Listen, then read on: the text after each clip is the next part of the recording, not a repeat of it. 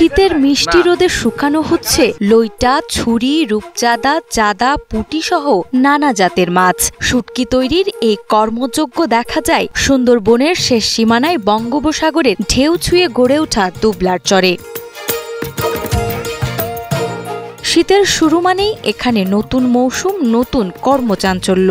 দেশের নানা প্রান্ত থেকে হাজারো জেলে এসে গড়ে তোলেন অস্থায়ী শুটকি পল্লী, যা টিকে থাকে প্রায় 5 থেকে 6 মাস। স্থানীয় বন বিভাগের অনুমতি নিয়ে আলোরকোল, মাঝের কেল্লা, নারকেলবাড়িয়া ও শেলার চরে ভিড় করেন এইসব জেলেরা। কেউ ট্রলার নিয়ে গভীর সাগরে যান মাছ ধরতে, কেউ আবার চরে ফিরে ব্যস্ত হয়ে পড়েন মাছ শুকানোর কাজে। ঢেউ, রোদ, বৃষ্টি আর ঝড়ের সঙ্গে লড়াই করেই চলে তাদের জীবিকা। এখানে এসে আমাদের 4.5 মাস 5 মাস থাকা লাগে, কাজ করা লাগে। এখানে কাজ কাম করে মাসে 2-3 মাস পরে একবার বাসায় যাচ্ছি দেয়, এই 9-10 হাজার টাকা বেতন মোটে।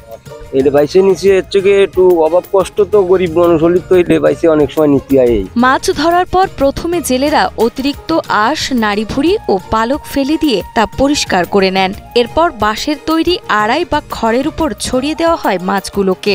রোদে শুকানোর জন্য সাধারণত 2 থেকে 3 দিন সময় লাগে। এই প্রক্রিয়ায় কোনো রাসায়নিক ব্যবহার না করে সম্পূর্ণ প্রাকৃতিকভাবে সূর্যের তাপে শুকানো হয় মাছ।